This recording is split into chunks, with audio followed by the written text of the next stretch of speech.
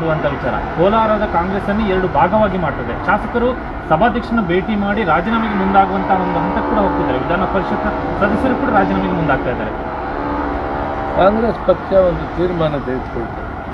ನನ್ನ ಸೋಲಿಸಿದಂಥವರೆಲ್ಲರಿಗೂ ಕೂಡ ಕಾಂಗ್ರೆಸ್ ಪಾರ್ಟಿಗೆ ಸೇರಿಸಿದ್ರು, ಪಕ್ಷದ ಹಿತದಿಂದ ಒಪ್ಕೊಂಡು. ನನ್ನ ಸೋಲಿಸಿದವ್ರಿಗೂ ಕೂಡ ಸೀಟನ್ನು ಕೊಟ್ಟರು, ಎಲ್ರಿಗೂ ನಾನು ಒಪ್ಕೊಂಡು ಮಂತ್ರಿ ಮಾಡಿದರು. ನಾನು ಯಾವುದಕ್ಕೂ ಅಬ್ಜೆಕ್ಷನ್ ಮಾಡಲಿ, ಯಾಕಂದರೆ ಕಾಂಗ್ರೆಸ್ ಪಕ್ಷ ಉಳಿಬೇಕು.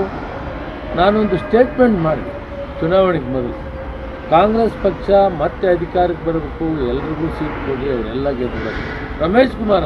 ರಮೇಶ್ ಕುಮಾರ್ಗೂ ಸೀಟ್ ಕೊಡ್ರಿ, ಗೆದ್ದು ಬರಬೇಕು ಅನ್ನೋ ಮಾತನ್ನು ಹೇಳಿ ಇವತ್ತಿನ ರಾಜ್ಯ ನೋಡ್ತಾ ಇದೆ. ನಾನೊಂದು ದೊಡ್ಡ ಸಮುದಾಯವನ್ನು ರೆಪ್ರೆಸೆಂಟ್ ಮಾಡಿದ್ದೇನೆ. ನಾನೇನು ಹೊಸದಾಗಿ ಸೀಟ್ ಕೇಳ್ತಾ ಇಲ್ಲ, 7 ಸಾರಿ ಗೆದ್ದಿದ್ದೇನೆ. ಮೊನ್ನೆ ಅವರು BJPಗೆ ಮಾಡಿದ್ದರಿಂದ ನಾನು ಸೋತಿದ್ದೆ ಅಂದ್ಬಿಟ್ಟು ನನಗೆ ಸೋಲಿಲ್ಲ. ಗೆದ್ದಾಗ 4.5 ಲಕ್ಷ ಆದರೆ ಸೋತಾಗ 5 ಲಕ್ಷ ಮತ ಬಂದಿದೆ. ಆದ್ದರಿಂದ ಇದು ಈ ಎಡಗೈ ಅನ್ನೋದು ಅಥವಾ ಬಲಗೈ ಅನ್ನೋದನ್ನು ಕ್ರಿಯೇಟ್ ಮಾಡ್ತಾ ಇದ್ದಾರೆ. ಬಲಗೈ ಅನ್ನೋವರೆಗೂ 3 ಸೀಟ್ ಈಗಾಗಲೇ ಕೊಟ್ಟಿದ್ದಾರೆ. ಯಾವಾಗಲೂ ಕೂಡ ಸಾಂಪ್ರದಾಯಿಕವಾಗಿ 2 ಬಲಗೈಗೆ 2 ಎಡಗೈ ಕೊಟ್ಟು ಒಂದು ಭವ್ಯ ಅಥವಾ ಮಾಡಿ ಕೊಡ್ತಾ ಇದ್ದಾರೆ. ಇವತ್ತು ಇದನ್ನು ನಾವು ಒಟ್ಟಾರೆ ತೆಗೆದುಕೊಳ್ಬೇಕು ಅನ್ನೋ ದೃಷ್ಟಿಯಿಂದ ಇಲ್ಲಿ ನಮಗೆ ಕೊಡಬೇಕಂತ ಒಂದು ತೀರ್ಮಾನ ಆಗ್ಬೋದು.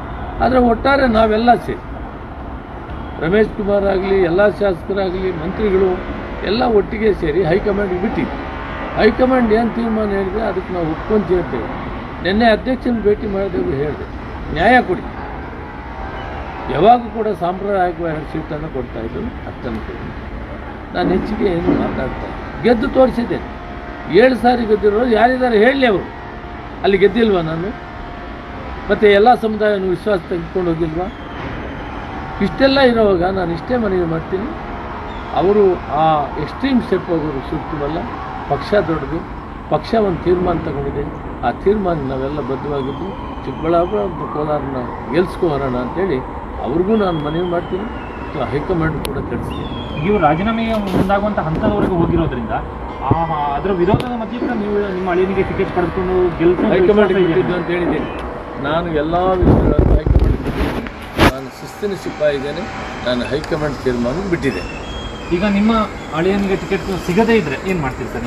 ಈಗ ಪ್ರಬಲವಾದ ವಿರೋಧ ಇದೆ. ಈಗ ಹಂತ ಹೈಕಮಾಂಡ್ ಬಿಟ್ಟಿದ್ದೀನಿ, ಅವ್ರ ತೀರ್ಮಾನ.